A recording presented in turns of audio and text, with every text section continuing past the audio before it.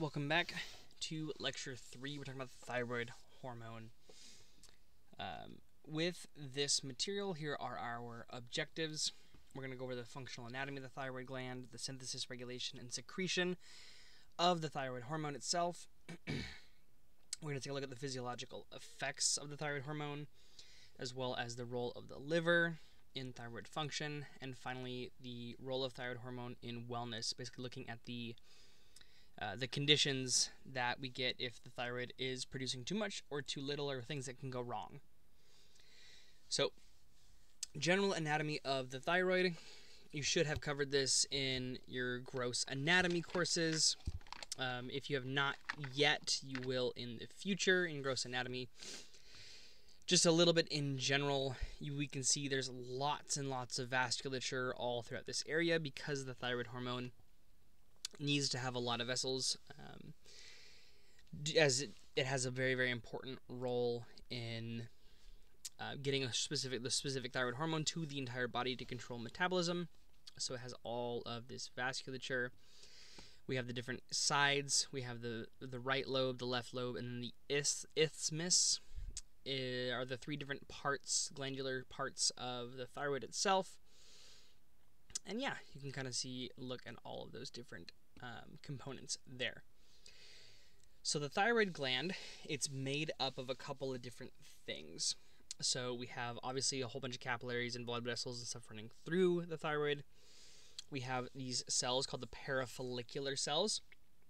So these guys here, kind of on the outside, those parafollicular cells. We'll take a better look at those in a little bit. Those are also known as C cells, and they produce a hormone called calcitonin. Calcitonin is responsible for kind of lowering the blood calcium levels by actually reducing the number and activity of osteoclast cells. Remember, osteoblasts build bones, osteoclasts break them down. Additionally, it's also going to promote the excretion of calcium and phosphate in the urine. Now, we also have the thyroid follicle. We have these follicular cells. You can see all these follicular cells all sort of lined up, all right around there. So we have the follicle itself. This whole thing kind of makes up the follicle. And the inside is known as the colloid. Yep, and that colloid is that fluid-filled space within the thyroid gland's follicles. These are small globular sacs that make up most of the thyroid tissue. And we'll get into why those colloids are important as we keep going through. So biosynthesis of the thyroid hormone. So this whole process has a lot of different steps and different components to it. I'm not going to cover them all in this video, mostly because I found this specific YouTube video, which I think does a phenomenal job of going over step by step how this whole thing works. I also took the time to go back through it and write out all of that information. This is like the key information that we absolutely need to know for this course. But again, I highly recommend you go and you watch this video in order to watch through that whole video. It has a nice little animation and it walks you through the actual synthesis of it. A couple of the key points that I really want to point out are that we have different forms of our thyroid hormone. We have mainly T3 and T4. T3 is the active form, T4 is the inactive form. They're both coming from tyrosine. Remember back in Biochem 2, very, very important. Basically what happens is we have these iodides, these individual iodine ions. They get smushed together to produce iodine, and then those iodines get bound to a thyroglobulin protein. And then if you get enough of them, so if there are 3 iodines bound, you have a T3. If you have 4 iodines bound, you have a T4. And the way that this whole process happens, again, I want to say, go and watch that video. And so it comes through, you get the hormone production itself, and then it gets excreted into the bloodstream. Then there's a specific thyroxine binding globulin, which binds a lot of that protein. Some binds to prealbumin, some binds to albumin, and then a very small percentage of it travels unbound or travels freely in the plasma. So, I'm not going to spend too much time on that just because this is a little bit more kind of biochemistry-y, but it is very, very important, and you will get tested on some of those specifics. Again, here's kind of walking through that whole process, what it gets converted into. So when we talk about, I think this got mixed up just a little bit.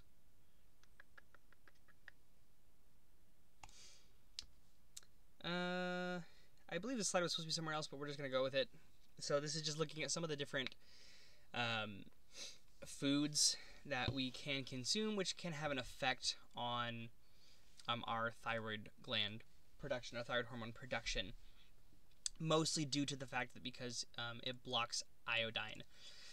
So cassava root blocks iodine. Cruciferous vegetables like kale, broccoli, cabbage, and Brussels sprouts can also block it. In its raw form, though. Once you cook it, it removes those properties. It breaks down enzymes that would prevent iodine from being absorbed. So yeah. We'll look at this a lot later with iodine deficiency. We can get a goiter development. We'll look at all that later on. We get into more of the pathology type stuff, as well as some medications can inhibit the enzymes which bind those iodines to the thyroglobulin. Okay? Not a ton here. I just remember some of these key words like cassava root, cruciferous vegetables, that kind of stuff. And we'll look at that more later on. This is just showing the secretion and transport of it. Again, the iodine is going to come through. We're going to absorb it through the blood into the colloid. Within the colloid, that's when the whole thyroglobulin, everything binds, and then it gets passed back through and diffused back into the blood, where then it travels and goes through. So we have some of these percentages. We can see 30 to 40% of T4 is broken down by the liver and the kidneys, and 60 to 70% of T4 is broken down by skeletal muscle or the central nervous system.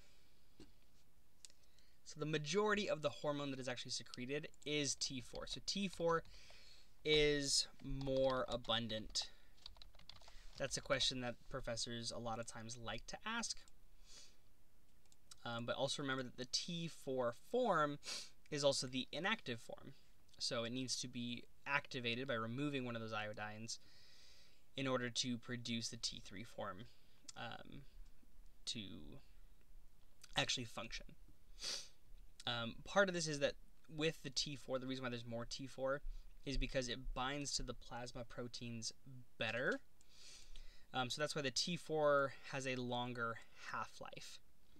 So the T4 is going to last longer. So it's advantageous to have more T4 because that means we're going to have enough of the hormone available for wherever in the body that we need it.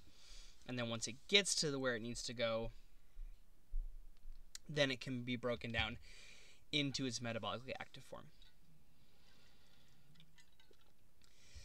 So the mode of action, MOA, you'll see that written a lot, especially when you get into like pharmacology and that kind of stuff, how these things work. Think back to biochemistry, all of that thyroid material. The thyroid is a nuclear, or binds to a nuclear receptor, so it's going to come right in, into the nucleus. It can also bind onto the mitochondria to increase ATP production. But it goes into the nucleus, binds onto a receptor on the DNA, activates genes, and causes protein synthesis to change the target cell response. It's change what's happening within this target cell. So big thing is the cellular metabolism, so the general metabolism of the body, as well as it increases that ATP production from the mitochondria. Again, which is related to our body's metabolism. Here's kind of a picture. This is a good little practice Looks like my little arrows here got messed up. I'm just going to delete those. Yeah, so we look in through, feel free to pause, take some time to go through based on this information. All of this information here is going to be presented in the next handful of slides. Give me 1 second.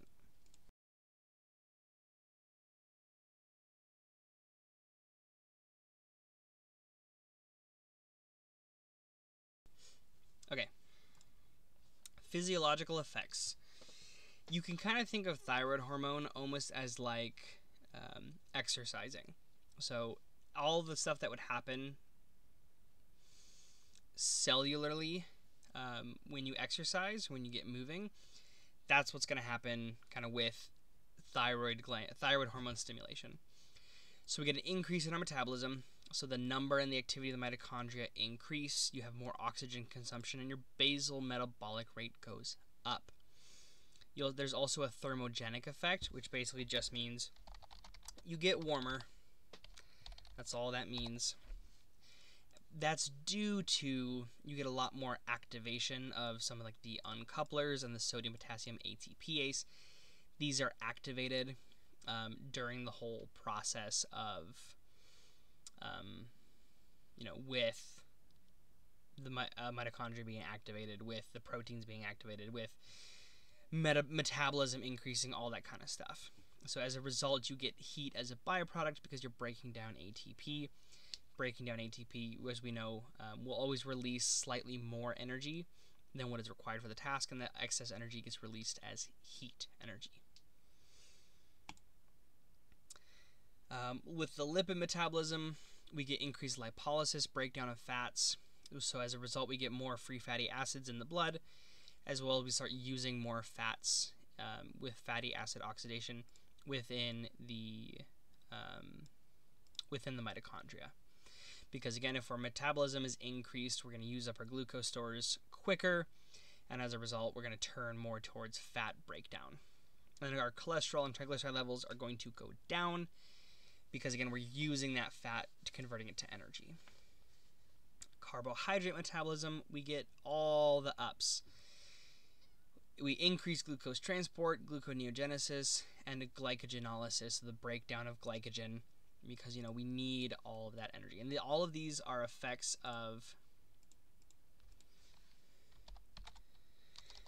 thyroid hormone, of having the thyroid hormone. So all this stuff happens. And body weight in general goes down. In a normal person, I should clarify, in a normal person,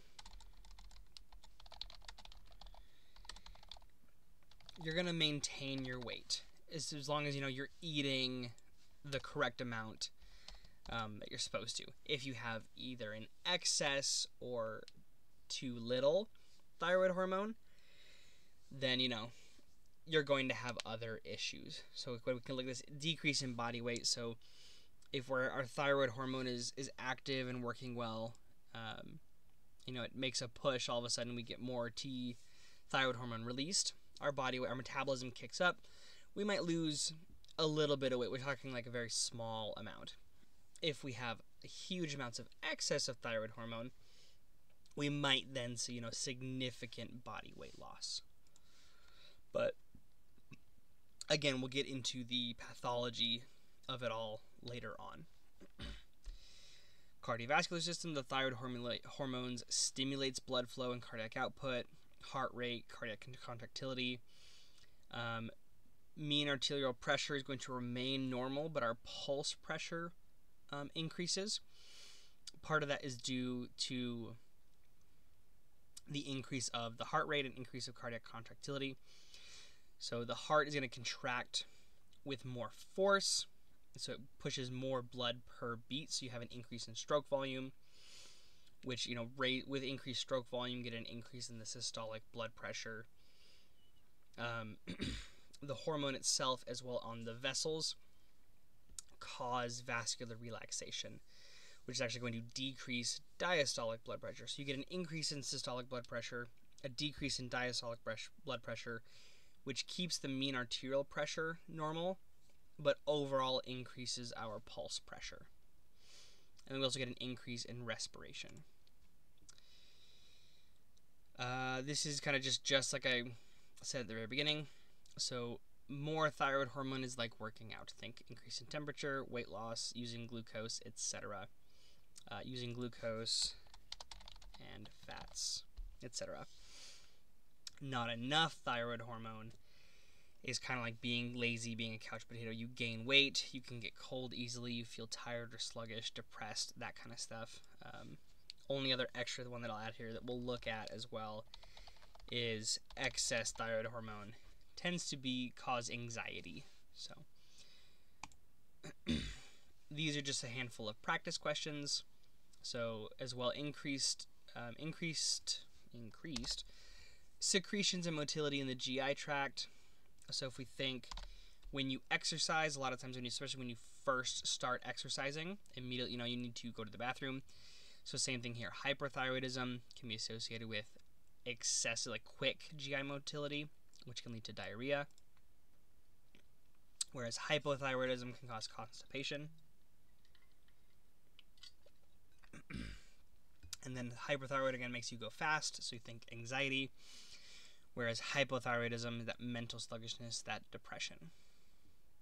So the thyroid hormone is going to affect almost every single system, including the GI tract, the bone metabolism, muscles, almost everything.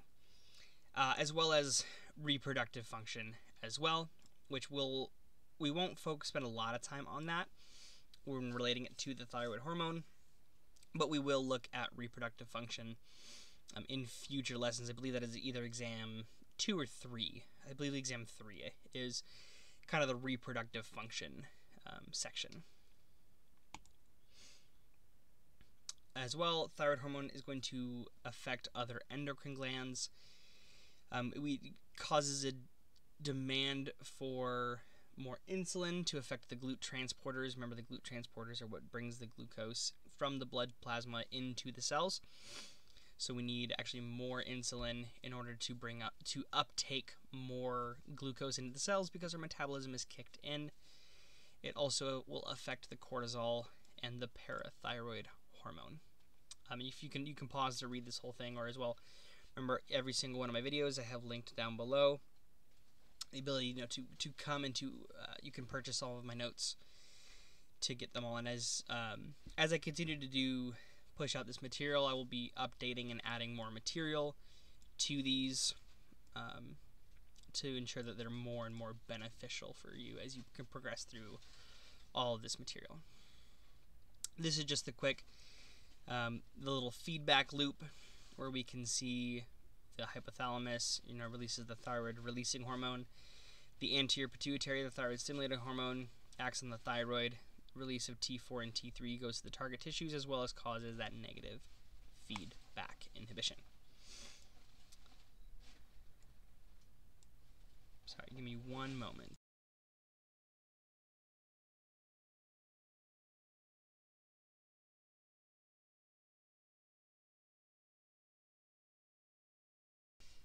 Apologize for the pause there.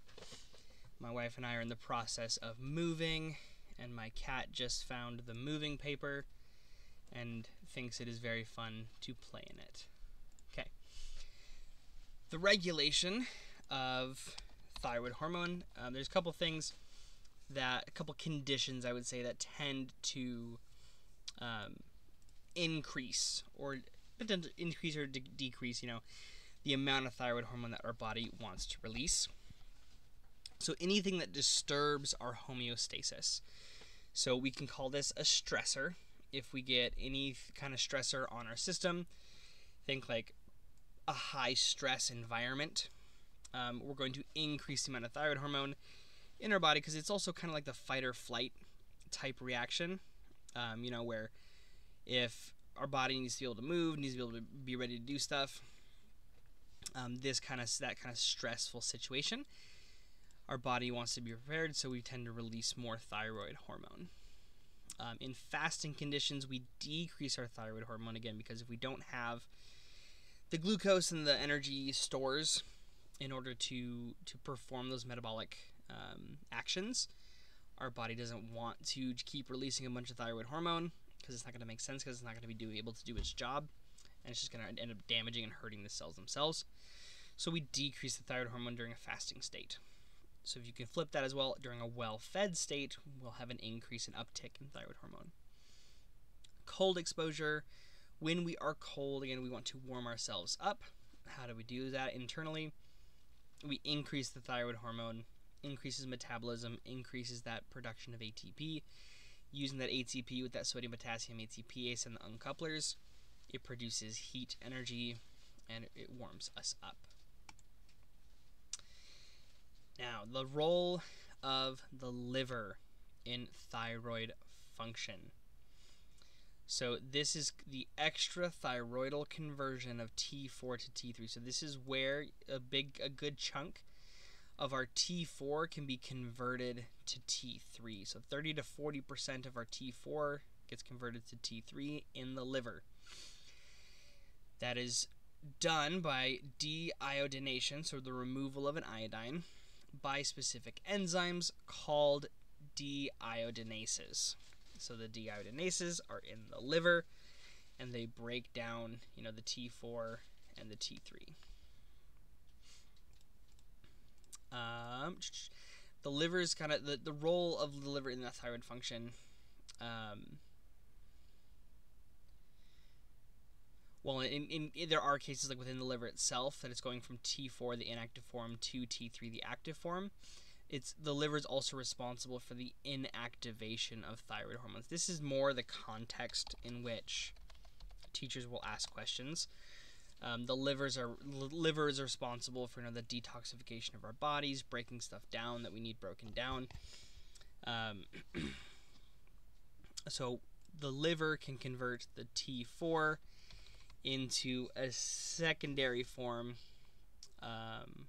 of the thyroid hormone called RT3. This is still an inactive form, even though it's more similar to the metabolically active T3 form. RT3 is set up a little bit differently. We can see right here. Here's our RT3 with the iodine position, and then our active T3, the iodine position is different. So this is the inactivation of the thyroid hormone by the liver. Now, endocrine disorders.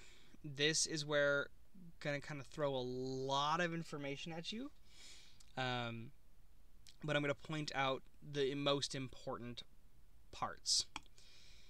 We've talked about this briefly before: primary, secondary, and tertiary disorders.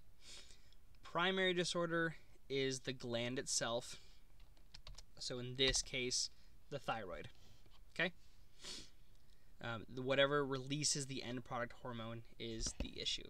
A secondary is due to the anterior pituitary is defective. Tertiary is the hypothalamus is the part that is defective. Here, this is where a lot of our thyroid kind of test questions. This is, come here. This is kind of where question-wise and diagnosis, this is how we're going to tell the difference between primary, secondary, and tertiary issues. We need to look at the lab values. This is going to come back again in your systems pathology course, your pharm tox course, and your lab diagnostic courses. So with primary hypothyroidism, we think about primary, it is the target, it is the end organ that's releasing the hormone. That is, so what's the hormone that's released? Are T3 and T4. So T3, T4, because the thyroid is the issue, it's broken, it's not releasing T3, T4. We can tell, okay, it's not releasing T3, T4, but TRH, which is released from the... That's weird that they drew it that way. TRH is released from the hypothalamus, and TSH being released from the anterior lobe. Those are both normal. So we know, okay, the hypothalamus is working good, pituitary is working good, thyroid is definitely the issue. This could also could be the same thing, where if we have elevated T3, T4, but no TRH and no TSH, that can mean, okay, the thyroid gland is producing too much. Secondary hypothyroidism, the anterior pituitary is the issue. So we look at this, the anterior pituitary, what's the hormone that releases? That's the TSH. So we have no TSH, we have no T3, T4, but we have increased TRH. But the TRH, even though it's going to the anterior pituitary is not working, so it is not producing. Again, same thing we can have here. We can actually have these reversed and say we have super high TSH, super high T3, T4, and zero TRH. So we know that the issue is then the anterior pituitary is sending too much. The tertiary, again, problem in the hypothalamus. We see this, none of them are working at all. That's the issue at the very beginning. The hypothalamus is the concern.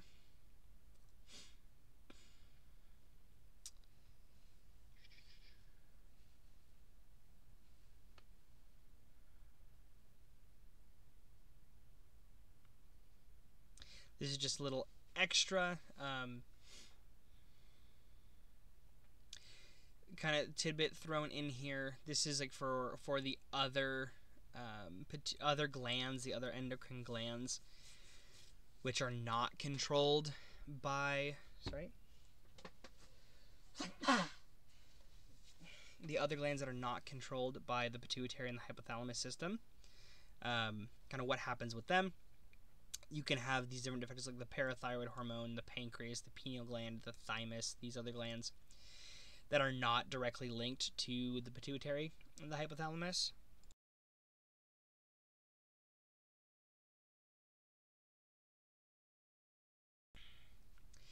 We can also see, if they can have primary and secondary type disorders as well.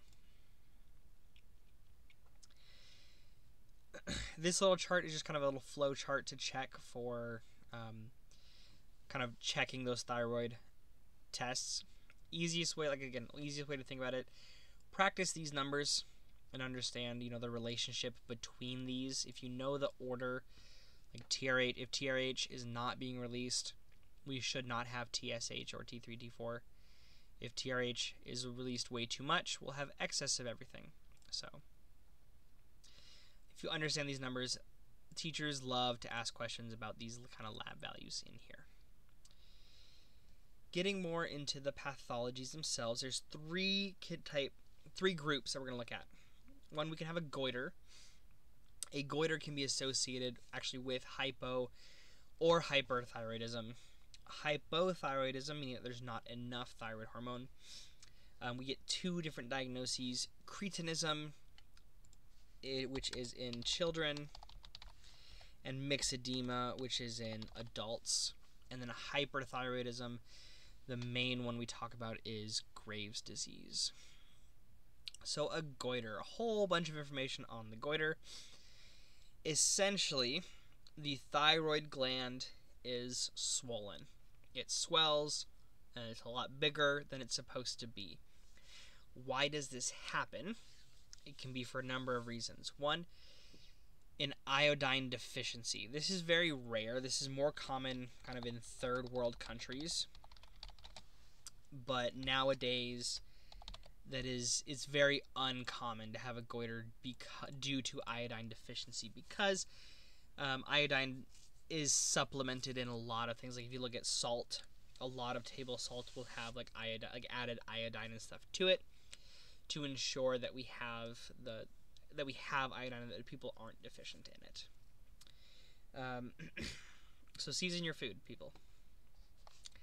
Additionally, thyroid activity, so over or underactive, can cause a goiter, just depending on the situation of the thyroid gland.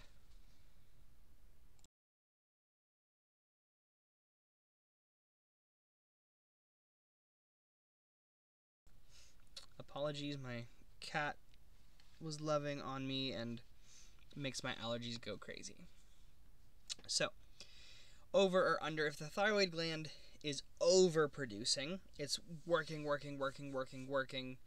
either because it's receiving excessive signal from the pituitary, or like because of the hypothalamus is sending to the pituitary, or because like the gland itself. We'll see another issue with what Graves' disease does. Essentially, the tissue kind of multiplies because it's working so hard and it's trying to create more tissue to be able to meet the demand. Or underactive as well. You can get swelling and other issues with it being underactive. You can also have different nodules, infection, thyroiditis, which is a swelling inflammation of the thyroid gland, and others. These are the main ones we'll look at. Mostly iodine deficiency and thyroid activity are the ones that you're going to see. Palpation down here, you can have a firm, a soft feel, a smoother, a nodular, or multinodular feel, as well as tenderness.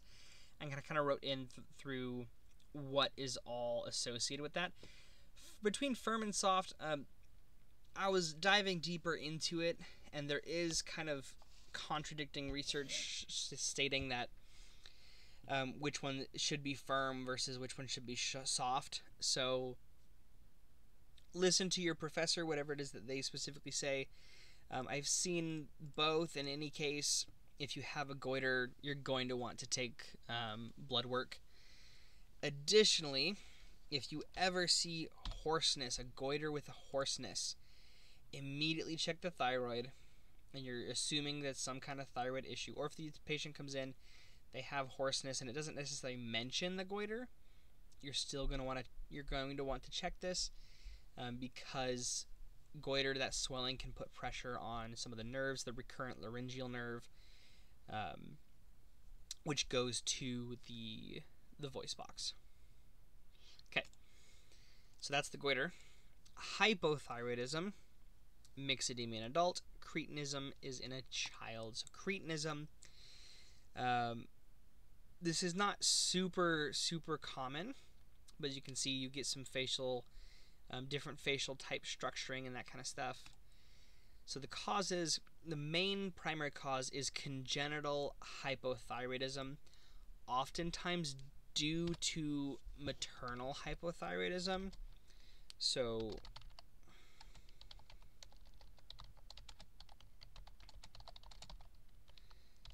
the mother had thyroid issues while she was pregnant, and then less so iodine deficiency, again, kind of the third world condition. Have a whole bunch more notes down in here kind of about each of these different structures. You don't need to know all of this. I just included here, so you can read through it and kind of get a better idea of this. Some of the main characteristics: you get growth and mental retardation, some of those facial abnormalities, the puffy face, the thick tongue, that broad, flat nose and wide set eyes, all that kind of stuff with hypothyroidism, with cretinism. Now, myxedema, the hypothyroidism in adults, most often is autoimmune cause, and we call that Hashimoto's thyroiditis. It's an autoimmune thyroiditis. So essentially the body itself is attacking the thyroid gland and destroying it, so we're not releasing the thyroid hormone. So with the characteristics, you can have swelling but non-pitting edema. And for these kind of patients, again, you need autoimmune suppressant drugs, iodine supplementation, or thyroid replacement therapy. So you can kind of see the before and after treatments of this. These are identical twins. You can see kind of the puffy face and like the neck, a little bit of a goiter there, comparing the two side to side.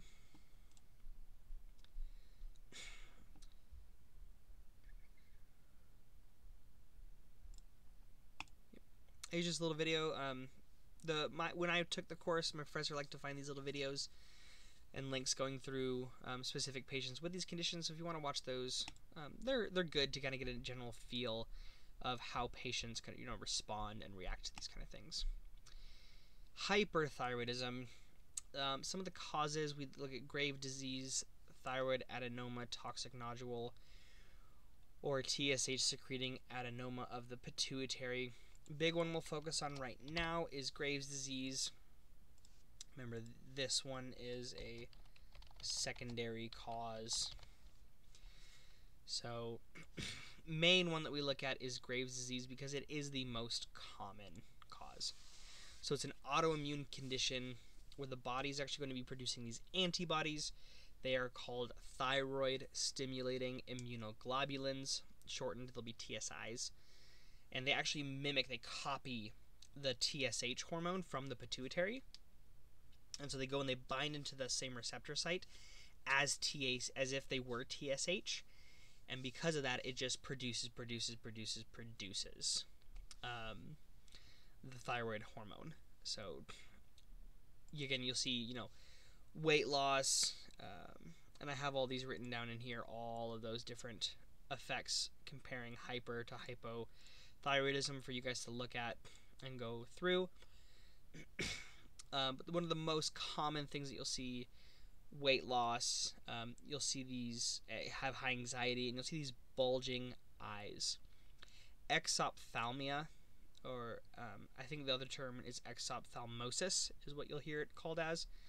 That's one of the most common identifiable signs of Graves' disease. So if they are an adult and they're experiencing weight loss, anxiety, and these bulging eyes, 99% of the time, at least on exams, your diagnosis is going to be Graves' disease. So you might know somebody, that kind of looks like this a little bit. So if you do see somebody, maybe gently consider letting them know if they haven't been to the doctor. Maybe it's a good idea to go. So I did find, like, my mom just recently got all this lab work and stuff done to found out that she had severe hypothyroidism, and got onto hormone therapy and did all this stuff. This is more hypo, so myxedema, kind of swelling. She had a lot of trouble like losing weight. She's been on antidepressants, all this stuff, and now that she's on, doing some hormone therapy and going through all this stuff, she's off of her other she's been able to, change her medications. She's been able to do a lot more stuff, lost weight and everything like that, and it's been really, really good for her. So again, video of a patient if you want to watch that. And then these last charts, kind of describing each of these different conditions: the Graves' disease, the cretinism, Hashimoto's, thyroiditis, all these guys, as well as all of these physiological effects. These are really, really good. Like, this kind of chart format, really, really good for all of this kind of stuff. Big ones that we want to remember: metabolism, body temperature, energy levels, weight, mental status, eyes,